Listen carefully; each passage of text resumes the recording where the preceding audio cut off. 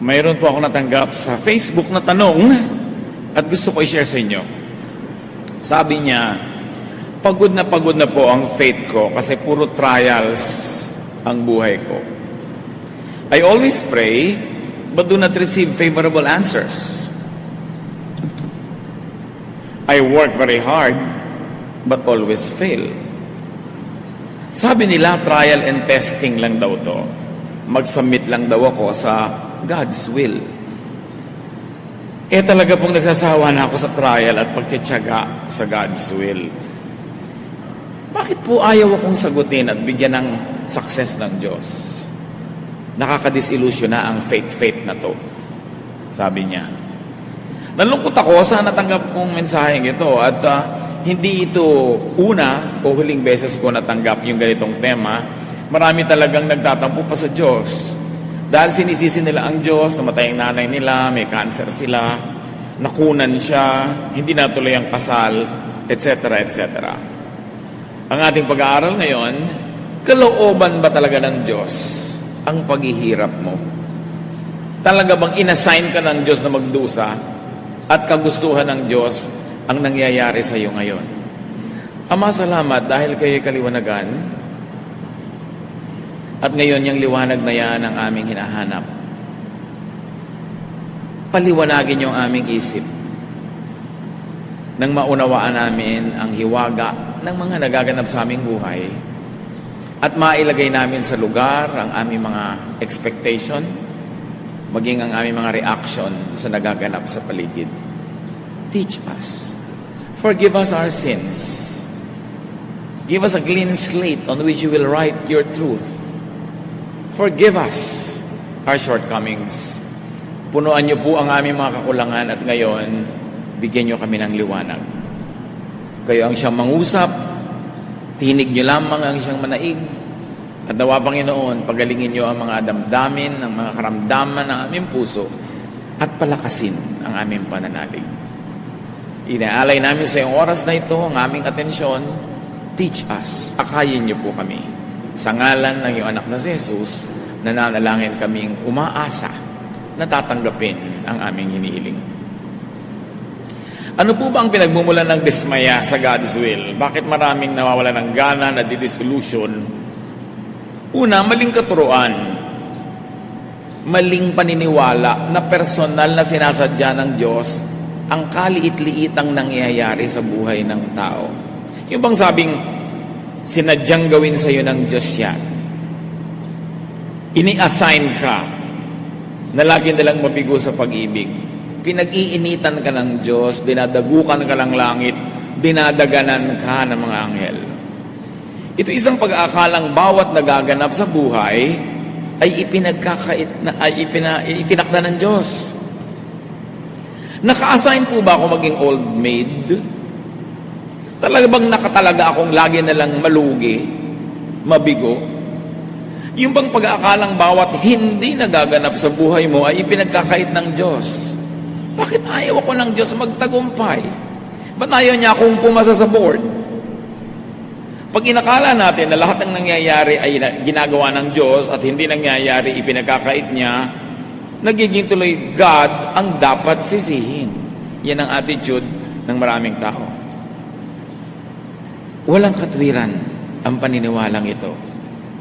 Labag ito sa matuwid na karunungan. Dahil hindi bawat sandali ay nagpapasya ang Diyos kung ano ang mangyayari at hindi mangyayari sa mundo. Pagka nadulas ka sa gilid ng isang mataas na building at nandun ka sa labas, hindi na kailangan magpasya ang Diyos na ihulog ka. Mahuhulog ka. Pag lumulon ka ng blade, hindi na kailangan magpasya ang Diyos na mahihiwa ang lalamunan mo. Mahihiwa yon. Pag naglakad ka sa isang napakadilim na kalye, this oras ng gabi kababae mong tao, hindi kailangan magpasya ang Diyos na mapariwara ka. Pwedeng mangyari yun. Kusa at mag-isang umiinog ang mundo. Hindi na kailangan magpasya ang Diyos every minute kung uulan o araw. May batas na ang kalikasan. Hindi na kailangan magpasya ang Diyos sapagka nakakain ka ng marumi, masisira ang tiyan mo. So lahat ng nasisira ang tiyan ngayon, let's say, 10 million people around the world, isa-isang pinagpasyahan ng Diyos na masisira ang tiyan ng 10 milyong tao na yon. Pinamamahalaan ng sanglilikha ang sarili nito. Umaandar ang mundo, mga planeta, sa mga nakatakda ng mga batas. Hindi na kailangan utusan ng Diyos sa sumikat ang araw at tumumunting gabi, lumabas ang buwan. Minsan lang na inutos yun, umaandar na yun automatic. Ayaw mo ma-sunburn, maglakad ka sa gabi, kung sa araw. Ayaw mong mabasa, huwag kang pumunta sa ulanan, wala kang payo. Ayaw mong pumilag sa kasalan mo, huwag kang magplano ng tagulan. Tapos dasal ka ng dasal sa Diyos na huwag kumulan. Matagal na niyang inuto sa paghunyo yung maraming ulan. Huwag kang magtapat ng kasal, kung ang gawin mong trahe de boda, kaputin. Nagsasariling humihira ng mga batas na likasan at batas sa spiritual. Ang kailangan malaman mo kung bakit humihira. Ang tinigling, ang singgil, para hindi ka maipit sa kawayan, alam mo ang bilang. Sa tinigling, open, close. Pag mali ang hakbang mo, maiipit ka.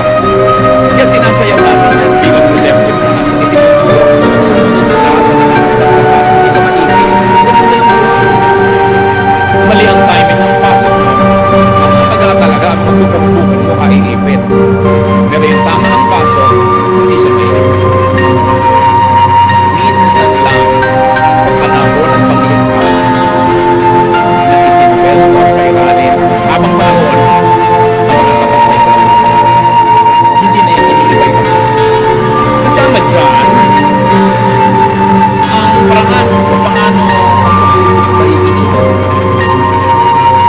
Mapaparating magkukulit, magkukulit. So matagal ang inutos na pagka inubos mo ang mga ahas, ang dami ang palakak. So may balance dapat ang nature. Iniutos na sa kalikasan na pag inubos ang puno, walang agad nakahawak sa mga lupa, gugugupit mo pag-umulan. So, nakatira ka sa gilid ng bundok na kalbo, huwag kang magdasal na huwag kang matabunan ng landslide. Either mag-reforest ka o huwag ka doon tumira. Dasal ka ng dasal, pastor ka pa naman sa tabunan ka, tapos mo Diyos kung bakit mo yung pastor ng tabunan. Nakatakda na, nagbubuo yung lupa pag nalusaw sa ulo. Bilang isang pastor o Kristiyano, ang number one duty, sundin ang batas ng kalikasan at huwag kang humingi ng exemption. Kaya iba na division, bakit mo yung pastor mag-mission, lumubog sa dagat, tagulan, malakas ang halo, mga tawid siya, malakas talaga ang chances na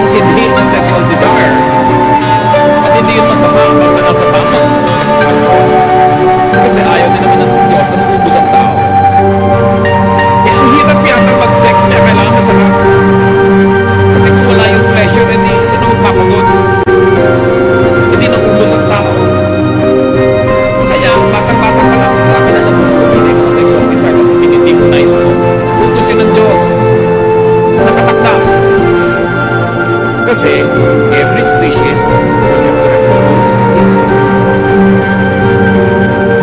Kapigyan na yung mga dahon ng nara, may pagpak para lumipad, para malayo ang parating, kumalat ang lahi nila dahil hindi naman naglalakad ng puno para lumipad.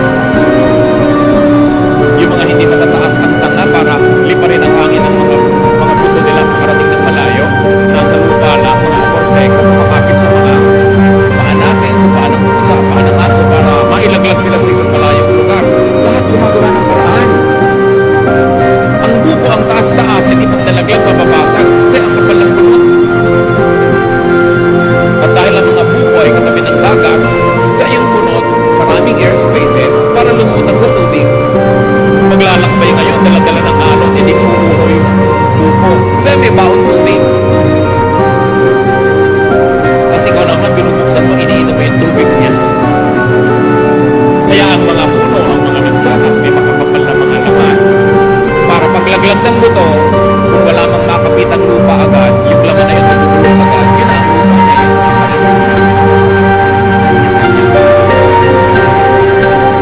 Yung mga buto na hindi makarating sa malayo, yung mga ng ibon, kakainin ng ibon yung laman, hindi naman na kayang gunawin yung shell na balat na yun. Pag ipot niya, lalagyan na yung buto sa malayo, at may kasama ng sa hindi ka gagawa ng paraan, ang hinahinang ng loob mo, lalampalampa ka. Malilito ka, sorry. Huwag ka magdasal. Nabuhayin ka ng Diyos. Dapat buhayin mo sarili mo. Inilagay na ng Diyos yung kakayahan para ka mabuhay. Tingnan nyo yung mga hanap buhay, walang hanap buhay, paano nabubuhay? Nagiging linta. Sinisip-sip ang dugo ng ate, dugo ng kuya, dugo ng asawang may trabaho. Pero hindi naman yata magandang maging linta kung tao ka. Kanya-kanya. Mangangaral, isapito. Lahat ng tubig ay umuwi sa dagat, ngunit hindi ito napupuno. Ang tubig ay bumabalik sa batis na pinagmulan upang muling umagos patungong karagatan. Since creation, since Adam and Eve, not one drop of water has entered the planet, or not one drop has left. It just keeps recycling. Ang ininom niyong tubig kaninang umaga, maaaring ihi ni Cleopatra, pero na-recycle. Ang ipinampaligo niyo, maaaring sabaw ng buko nung araw. Paikot-ikot lang naman ang tubig. Ang kamangha-mangha kay Solomon, alam niya ang water cycle. Alam niyang yung tubig na pumupunta sa dagat, nag-evaporate, umuulan, bumabalik doon sa mga bundok, nagiging batis muli, babalik na naman sa dagat, pabalik-balik lang. There is natural balance. Kailangan ang mga nilalang ay makibagay. Makiayon, hindi lumaban sa kalikasan. May water cycle, so ang buhay mo may cycles din. Na mahina ka, matulog ka, lalakas ka, pagising mo, malakas ka na naman, magtatrabaho ka, hihina ka na naman, cycles lang. Pero pag lagi kang gising, hindi ka natutulog, mamamatay ka. Kailangan may cycle. Nalolobat ka, recharge. Na-charge ka na, trabaho ka uli. Life cycles are on automatic. Ipinapahinga ang katawan, kumakain ka para may gastusin kang energy. Nananatili ang buhay ng sangnilikha sa pamamagitan ng walang patid na paikot-ikot na pagbabagong buhay ng lahat. Pagsilang, pagpaparami, panganganak, at pagkamatay. Huwag sumama ang loob mo pag may namatay kang mahal sa buhay. Ano gusto mo, mabuhay siyang 3,000 years? E di lahat ng kinain niya hindi nababalik sa lupa. Walang recycling. Kaya nga ang kinain mo, magiging lupa ka uli dapat. Unfair nga yung sobrang embalsamado, hindi ka nababalik sa lupa. Ilalagay ka pa sa ataol na metal, yung mga kinain mong element ng lupa, hindi nababalik, hindi napapakinabangan ng iba. The planet sustains itself through non-stop recycling. Oxygen becomes carbon dioxide. Hihinga ako palabas, naging carbon dioxide yon. hihingahin naman ang halaman yun papasok. Dahil kailangan niya ng carbon dioxide. I-exhale niya, magiging oxygen. Kailangan ko yung oxygen, i-inhale ko, i-exhale ko uli, carbon dioxide na naman. So ikaw lang at isang pasong halaman, kaya nyo nang mabuhay together. Basta palitan kayo ng hininga. Kaya pag inuubos mo ang halaman, nawawalan tayo ng oxygen. Ang hirap gumaling sa mga ubo-ubo, sakit-sakit pag nasa city na walang halaman. Kasi wala ka nang mahingang oxygen, puro carbon, hindi nga dioxide, carbon monoxide. Yun ang lumalabas sa mga tambucho ng mga sasakyan, nalalason ka pa.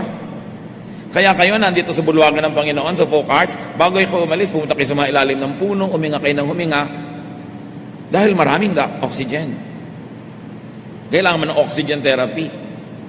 So may water cycle, may composition and decomposition.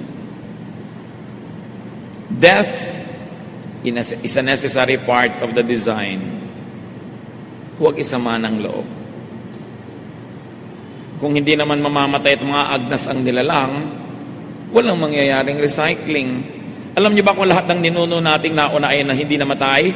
Ang sikip-sikip na ng planeta at wala nang laman ng lupa, wala nang nutrient, nasa loob na ng katawan nila lahat, wala na tayong makakain. Juan 12:24. Pakatandaan ninyo, hanggat hindi nahuhulog sa lupa ang butil ng trigo at mamamatay, mananatili itong nag-iisa. Ngunit kung ito'y mamatay, mamumunga ito ng sagana. Kahit si Jesus namatay para dumami tayo mga Kristiyano, siya nga hindi nagpa-accept doon. Ganun talaga. Sabi lang nga nila, una-una lang. Kung nagmamadali kayo, mauna na kayo, ako, ayoko pa. Pero panapanahon. May life expectancy naman May norm. Hindi naman nakakagulat na bigla-bigla ka na lang namamatay. Awit 10, 10. Buhay namin umaabot ng 70 taong singkad. Minsan na may 80 kung kami malakas. So niya, ang tunay na buhay, mga 70 taon yan. So kung 70 ka na, pwede na. Buo na ang buhay. Ano pang gusto mong gawin after 70? Pero sabi, pero kung malakas ka, umaabot ka pa ng 80. Meron pa nga 94. Hindi makalabas ng bahay dahil ayaw payagan ng parents. Dahil talagang mahahaba ang buhay nila. Pero meron naman 10 pa lang, meron 2. Kasi hindi malakas. Siguro nagkasakit, na-infect, o nung nagbubuntis yung ina, hindi nakakain ng mga tama, na-stress, nalaglag ang bata. Pero dapat ang normally, ang kalooban ng Panginoon, 70 taon. May bonus na 10 kung malakas ka. Pero again, all the laws of nature, all the laws of cycling and recycling will apply in your life. Kaya sometimes 15 pa lang namamatay. Paano? Humina pala ng humina yung genetic pool nila dahil sa health and dietary habits ng mga ninuno. Paano? Napaka-dangerous pala ng trabaho niya, kaya 21 pa lang namatay dahil nasagasaan ng trend. So, iba-iba. Pero meron kang dapat asahan at may kaayusan na kung makikisali ka doon, pati ang mga mahal mo sa buhay at mga sangkot sa buhay mo ay makikisali doon, hahaba ang buhay mo. Ito naman ay kung susunod ka sa alituntunin ng buhay. Para ka mabuhay normally, sundin ang batas. Gabi na, kaya mo naman, wala kang trabaho o tungkulin, matulog. Sinabi ng kahan ng sigarilyo, cigarette smoking is dangerous to your health. Don't smoke. Yun ang nagtitinda ang nagsabing delikado yung tinda niya. Tikas-tikas pa rin ulo mo. Sinabi na huwag kumain ng mga pagkain na may food color, additives, carcinogens, sige ka pa rin. Diabetic ka na nga, hindi mo pa mapigil ang kakakain mo na matamis. Mamaalam ka na sa buhay. Kasi actually, yun ang ginagawa mo. So alamin ang patakaran ng buhay. Rules of physics, of gravity, of chemistry. Physical laws pa lang yan. Meron pang spiritual laws. At hindi natin topic ngayon yung spiritual laws. Pero ang mahalaga lang mga kapatid, don't get in the way of nature. Nature says, pag hindi ka nag-aral, wala kang isasagot sa exam. Huwag kang magtampo sa Diyos kung bumagsak ka. Nature says, na kahit nag-aral ka, hindi naman lahat ng itinanong mo, yun ang isasagot. Hindi lahat ng inaral mo, yun ang itatanong. So, tsambahan. Huwag ka rin magtampo. Huwag kang bumalandra sa kidlat, sa buhawi, o sa rumaragas ang agos. Talo ka. Matuto kang kumanlong pag malakas ang kalaban. Huwag kang magpakalat-kalat sa deadly bacterial or viral infection. Huwag kang makipaglaro sa mga intestinal worms and diseases. Kain ka ng kain ng street food na hindi ka tiyak kung ligtas. Kaka-hepatitis ka. Kain ka ng kain ng isaw. Nakakain may mga hilaw na mga itlog na mga bulate. So, pag nagkabulate ka, huwag kang magdamdam. Huwag kang bumalanda sa gutom na buhaya o leon o pating. Ano mangyayari sa'yo pag hindi mo iginalag yung mga yan? Magiging host ka sa kanilang life cycle. Hihititin nilang yung lakas. You would be reduced to being a snack of some crocodile kasi gusto at kailangan din nilang mabuhay. Walang personalan. Gutom ang buhaya, pakalat-kalat ka, naging merienda ka. Walang personalan. Walang magagalit sa Creator. Nakatakda lahat yun. Ang sawa, alam nyo ba na ang ngipin ng sawa, ang direksyon ng ngipin ng sawa, papasok. Papasok sa lalamunan niya, hindi palabas. Kasi habang nilululon ka niya, at pumilit mong lumabas, doon ka lang matutusok. So para huwag kang masaktan lumabas, susuot ka na lang susuot sa loob, hanggang madigest ka na niya. Pati ang ngipin niya, nakapwesto para siya manalo. So huwag kang kumalat doon. Nag-aalaga ka ng sawa sa bahay, katulad napapanood mo kumisan sa TV. Tapos magtataka ka kamisan yung anak mo na wala. Tapos pagdating mo yung sawa nagtututpick. Tapos magagalit ka sa Diyos, wala ka sa lugar. Ano mang nagaganap ayon sa batas ng kalikasan, ay maituturing din kalooban ng Diyos. Kahit hindi nakabuti sa iyo. Kasi nakabuti naman sila yun. Nagka-dengue ka, nakabuti sa lamok. Dahil yun ang gusto niya, ilagay sa iyo yung dengue niya. Alam nyo ba na yung mga bulutong, kung kailan gumagaling yan at saka yan nakakahawa, para malinlang tayo na lumapit sa may bulutong, tapos lilipat sa iyo. Kasi gumagaling na siya, buhay pa yung mga bulutong na yan, so siya lilipat, tapos na yung cycle niya doon sa tao na yon, hahanap siya na iba nilipatan. Ikaw, pakalat-kalat ka kasi. So, God's will po ba? Ang nakain ng buhaya, yung godly missionary? I can say yes. Law of nature. He got in the way of the crocodile. He was on a river, talo siya doon. Siguro kung sa basketball court, may laban siya. Pero nasa tubig. And then there was nobody who was stronger than the crocodile to rescue him at that moment. Time and chance, nakain siya. God's will po ba na nakain ng buhaya kahit godly siya? Specifically, intentionally, personally, na sinabi ng Diyos, itong godly missionary na ito, itatakda kong maging almusal siya ng buhaya dun sa Palawan, sa ganong araw. Papupuntahin ko siya dun. I don't think so. But time and chance happens to all. Pinlano ba ng Diyos na ilagay ka dun para makain ka? No. Pero nagkalakip-lakip ang lahat ng law of nature, will mo, events around you, nalagay ka sa lugar na yon, nag-cruise ang landas yun ng buhayang ito, natalo ka. So, masasabing God's will, because it is permitted by all the laws created by God long ago, even before you were born. When someone drowns, God's will po ba? Katulad nun, may isang batang-bata nalunod sa swimming pool during PE class. Can you imagine that? PE class, may teacher, may mga classmates. Sa swimming pool ng school, nalunod pa si bata. So ang tanong ng magulang, God's will po ba yun? Well, ang tubig nakakalunod. So nalunod yung bata. In that way, it's God's will kasi nakakalunod ang tubig. Pero kung yung bata ay nasa gitnong lifeguard, hindi siya malulunod. Kaya lang yung lifeguard hindi nakatingin. Ang mga classmates, hindi siya napansin. naglakip-lakip, plus in-enroll mo siya dyan sa school na may swimming pool, di ba? Kung in-enroll mo yan sa school na walang swimming pool, hindi siguro siya malulunod doon. Kung ang PE lang Chinese cake o sungka, hindi siya malulunod.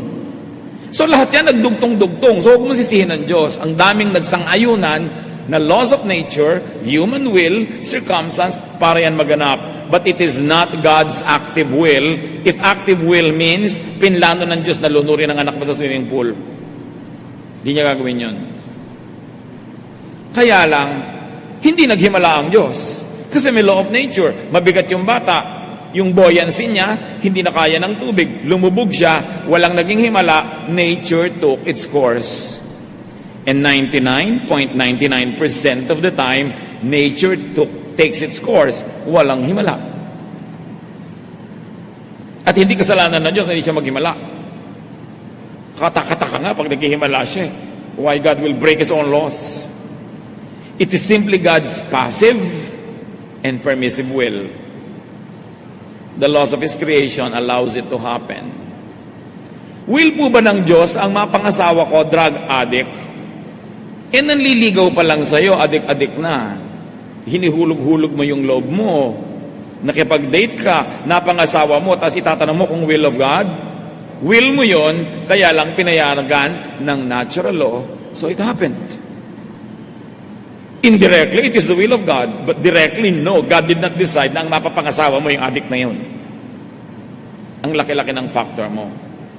Ang nagaganap ay bunga ng masalimot na talastasan ng mga batas kalikasan, sariling gawa ng tao, mga likas na kaganapan, at pag-iral ng mga batas espiritual. Nagsasama-sama yon para ang isang bagay ay maganap. Mangangaral walo-walo, kung paanong di ba pipigil ng tao ang hangin, gayon din, hindi niya mapipigil ang pagdating ng kamatayan. May mga hindi napipigil, pero merong napipigil at may nade-delay.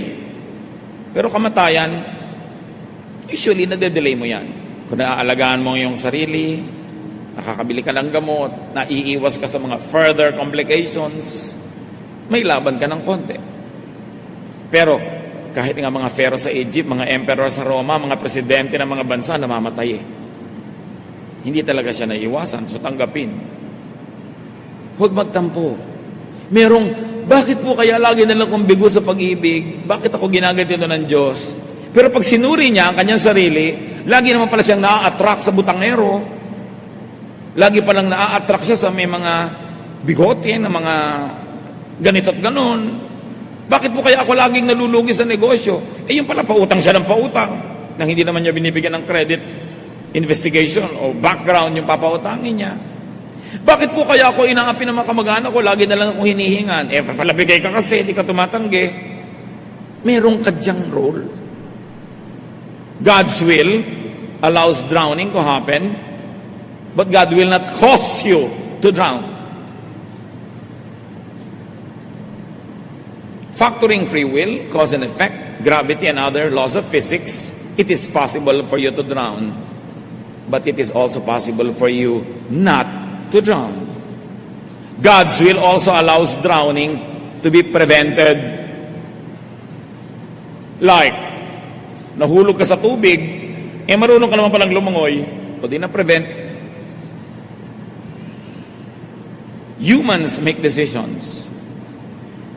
But the law of ignorance and mistakes, also part of creation, could take effect and lead to disaster. In fact, your disaster could be the bacteria's opportunity. Your death could be the lion's meal. Depende lang kung sinong tumitingin. Mangangaral, 6:12. Sino ang nakaalam kung ano ang mabuti sa taong nabubuhay sa maikling panahon at pagkatapos ay mawawalang tulad ng anino? Oo nga naman. Maraming unknown. Kaya ang tao dapat hanggat maaari, damihan niya yung alam para maiwasan niya ang mas maraming pagkakamali. Tapos meron pang law of chance. Ibang tsamba-tsamba. Mga Kristiyano, takot na takot sa word. Chamba, swerte, luck, ayaw pa ng potluck, gusto, pot bless. Mga ngaral, siyam, 11 hanggang 12. Ito pa ang isang bagay na napansin ko sa mundong ito. Ang mabilis ay di siyang laging nananalo sa takbuhan. Ni ang malakas ay laging nagwawagi sa digmaan. Ang matatalino ay di laging nakakasumpong ng kanyang mga kailangan. At di lahat ng marunong ay yumayaman. Napapansin ko rin na di lahat ng may kakayanan ay nagtatagumpay. Lahat ay dinarat na ng malas. Hindi alam ng tao kung kailan ang kanyang takdang oras. Siya'y tulad ng isang nasusukloban ng lambat. Siya'y tulad ng isang isdang nasusukloban ng lambat at ibong nahuhuli sa bitag. Ang tao ay parang nahuhulog sa patibong sa biglang pagdating ng masamang pagkakataon. So niya, hindi lahat may reason, hindi lahat logical. Sabi niya, sa hinabahaba ng buhay ko at sa tinatalino kong ito, sabi ni Solomon, napansin ko na yan. Hindi lahat ng mabilis tumakbo mananalo sa karera. Hindi lahat ng marunong magkakapera. Hindi lahat ng first honor ng buong elementary niya magtatagumpay sa karir. So niya, alam nyo, tsamba-tsamba rin eh. Malas-malas, swerte-swerte. Huwag na kayo makipagtalo sa malas at swerte. Nasa Ecclesiastes talaga. Pero konti lang yon. Yung iba, kaya nalulugi sa negosyo kasi hindi niya binabantayan. Mamumuhunan, magtatayo ng negosyo, tapos laging wala, iiwan sa mga katulong. May dahilan kaya nalulugi. Meron naman, ginawa na ang lahat. Hindi pa rin sinuwerte. Yun yan, i-apply nyo na ngayon yung Ecclesiastes. May paglalagyan. Sabi, ganyan talaga eh. Kakatsampa-tsampa, nagkakatyap-tyap. Pero wala namang taong buong buhay niya, malas siya. Meron lang siya mga project na inaalap kasi hindi maganda yung mga elemento. Solomon, the wisest man that lived, observed that time and chance happens to all. Each of us, sabi niya, gets his share of some bad luck. Pag-aralang matanggap ito, huwag na magreklamo. Nakatakda ang batas ng buhay. Kahit makipagtunggali ka sa kidlat, di ka mananalo. Lalo naman kung nakikipagtalo ka pa sa Diyos, makisakay ka na lang, makiayon, at makinabang kung alam mong laruin ang mga batas ng buhay. Alam mong magbilang, magtinikling ka, di ka maiipit. Mangangaral 8:14. Narito pa ang isang bagay sa ibabaw ng lupa na walang kabuluhan o parang walang logic. Ang kaparusahan para sana sa masama ay sa mabuti nangyayari. At ang dapat namang mangyari sa mabuti ay sa masama nangyayari. Sa palagay ko, ito man ay walang kabuluhan. Sabi niya, walang sense, walang logic. But it is only a humble observation of a human being who lives only 70 or 80 years, who doesn't have the wisdom of the ages that God has. So sa hindi mo maunawa, hindi mo mabigyan ng katwiran o logic, magtiwala ka na lang sa Diyos na kahit di mo nauunawa, kahit di ka sangayon, tama siya. Pwede kang hindi sumangayon, pwede makipagtalo, kaya lang mananalo ka ba? So wag na lang. Madalas kuminsan sa tingin natin parang mali ang mga nagaganap. Pero anong mapapala mo magreklamo? Magiging bitter ka lang. Makakainisan ka lang ng mga tao na sawang-sawa na sa karereklamo mo. Lalayuan ka lang lalo ng tinatawag na swerte. Yung kaya mong baguhin, baguhin mo. Yung hindi mo kayang baguhin, pakibagayan mo. Ganun lang yun. Hindi lahat ng nangyayari ay dahil lang gusto yun ng Diyos para sa atin. Meron din tayong pansariling kalooban at pasya na madalas labag sa gusto ng Diyos. Kawikaan 16:1. Ang mga balak ng isipan ay sa tao nagmumula. Ngunit mula kay Yahweh ang sagot ng dila. Kawikaan 16, ang tao ang nagbabalak, ngunit si Yahweh ang nagpapatupad. Pero tatandaan nyo, dahil binigyan tayo ng Diyos ng free will, pansariling kalooban, meron ding effect sa nangyayari sa atin yung desisyon natin kahit at the end of the day, desisyon ng Diyos ang mananaig.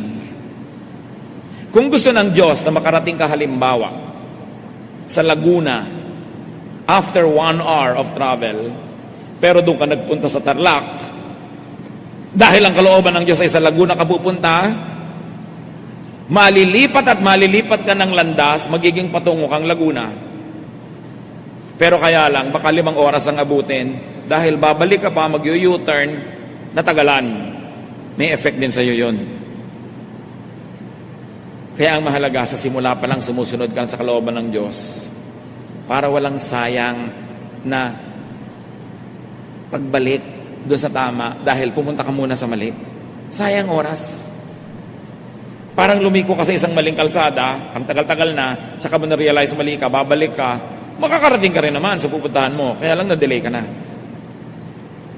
O naubusan ka na ng gasolina, hanggang doon ka na lang. Hindi ito ibig sabihin personal ang pagpapasya ng Diyos sa bawat nangyayari sa buhay natin. Ang tinatawag nating pagpayag ay ayon sa nakatakdang batas na kanina pa natin pinag-uusapan.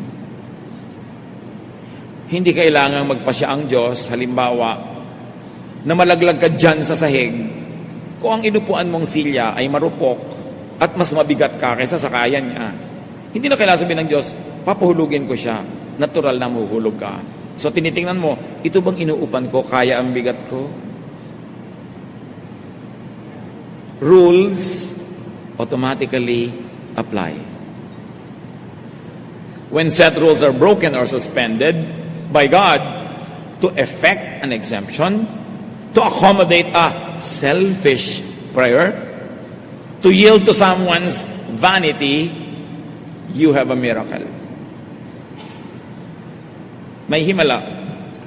But selfishness and vanity dito, ang ibig natin sabihin is my personal wish and momentary pleasure is more important than universal law, order, and balance. Lord, gusto ko sana na mangyari ito, pero hindi yun talaga ang nakatakda kung tutuusin all the rules of the game. Selfish. You ask God to suspend the laws of nature to accommodate your vanity.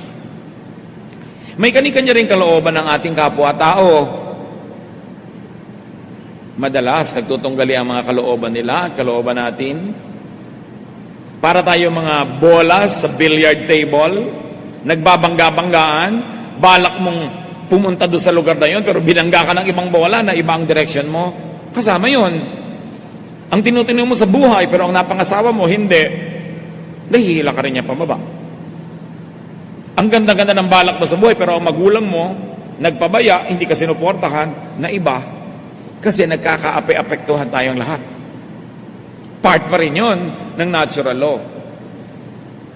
Apektado tayo ng pagsunod natin sa kalooban ng Diyos, sa kalooban natin, at apektado din tayo sa umiiral na kalooban ng kapwa natin na may kapangyarihan para tayo maapektuhan. Pero hindi natin nadadaya ang Diyos pag hindi natin siya sinusunod. Galatia 6:7, huwag ninyong akalaing madadaya ninyo ang Diyos. Kung ang ano ang itinanim ng tao, yun din ang kanyang aanihin. So gusto mong umani ng mabuti, natural law, magtanim ka ng mabuti. Ganun lang yun. Sumali ka sa chismisan, huwag kang magtaka mamaya kung bigla kang nadamay sa gulo. Sumali ka eh. So, bumalik tayo sa tanong kanina. God's will ba na ikaw ay mabigo? Masaktan? Mahirapan? No. Jeremiah 29:11, for I know the plans I have for you, declares the Lord. Plans to prosper you and not to harm you. Plans to give you hope and a future. Yun ang God's perfect will. Pero nangyayari yon kung yung will niya lagi ang nasusunod every detail of the way. His will expressed in His word. His will expressed in command. In His will expressed by natural law. Plus your will yielding to that will and the will of people who affect you. Yielding to that will. Nangyayari. Madalas yung bibigyan tayo sa along the way. Sa God's will is everything permissible to happen within the life systems God designed, within His nature, within His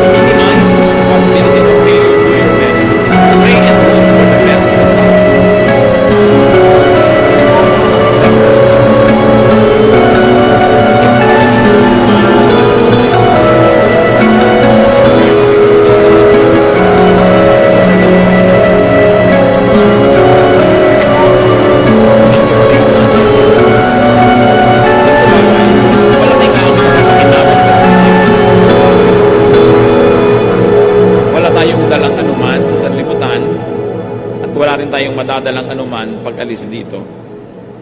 So sino man ay walang karapatang sumama ang loob sa Diyos dahil wala ka namang dala. Lahat ng ating tinatangkilik, bigay lang. Kung yung specific gusto mo, hindi nabigay, hindi sinadya ng Diyos na hindi ibigay. Reviewin yung buong mensahe. Nandun ang isa sa mga dahilan kung ba't hindi nangyari ang gusto mo. Do not charge against God or religion the frustrations of daily life. Kaya naman kuminsan sa Diyos nagtatampo o sa church nagtatampo ang mga nabibigo kasi mali din ang pangako ng iba.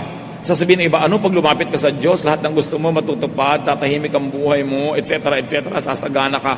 Maling pangako yun. Marami tuloy na naiinis at nagtatampo. The inevitable result would only be frustration with God and disillusion with faith. That's unfair to God, to truth, and to ourselves. Magtatampo ka sa Diyos, it's unfair to you kasi ikaw ang loser. Religion is not a dispenser of cookies and candies.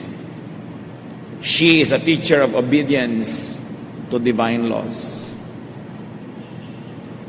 Nag-church ka, lumalapit ka sa Diyos, nagba-Bible study ka, hindi para sa mga gantimpala na inaasahan mo at magtatampo ka pag hindi mo nakamit. Lumalapit ka sa Diyos para maturuan ka kung paano magiging masunurin, hindi para humingi ng humingi ng humingi. Religion is not a dispenser of favors. True religion is a stern teacher of obedience to divine laws. Yun ang dapat hinahanap mo sa tunay na pananalig at pananampalataya. Paano ka magiging makadiyos? Hindi paano ka tatanggap nito at noon at magtatampo kang parang bata pag di mo natanggap. Do not, as some spoiled or selfish brat, or as a deserving recipient, approach the divine, but approach God as humble, obedient, supplicant, and penitent.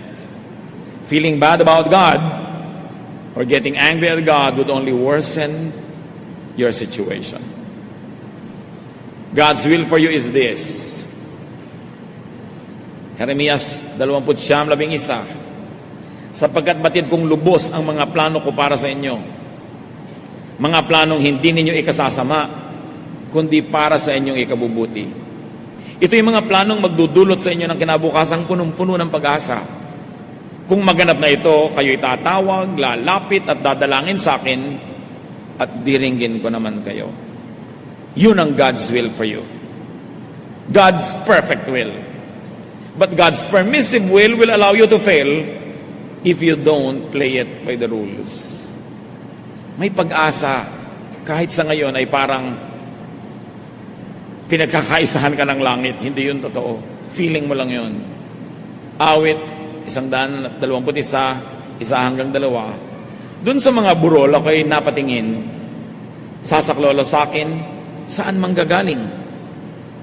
Ang hangad ko'y tulong kay Yahweh magmumula sa Diyos na lumikha ng langit at lupa. Now, that is one great divine law that God helps us. Kalooban ba ng Diyos ang paghihirap mo? Yes and no. Depende kung paano mo titingnan. Pero meron kang kapangyarihan na baguhin yan dahil ang tunay na gusto ng Diyos para sa iyo ay yung mabuti.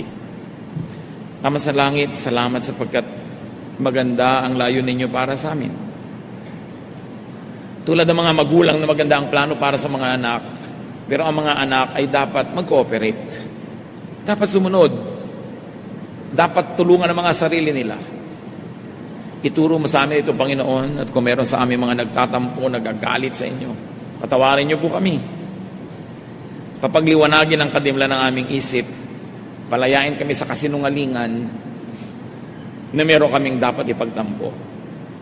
Teach us, Lord, to observe all the laws that you have set before even we were born, so we can get the most out of life and we can give you pleasure. Pagbulay-bulayan sumandali ng katahimikan ang kahulugan ng lahat ng ito sa ating personal na buhay.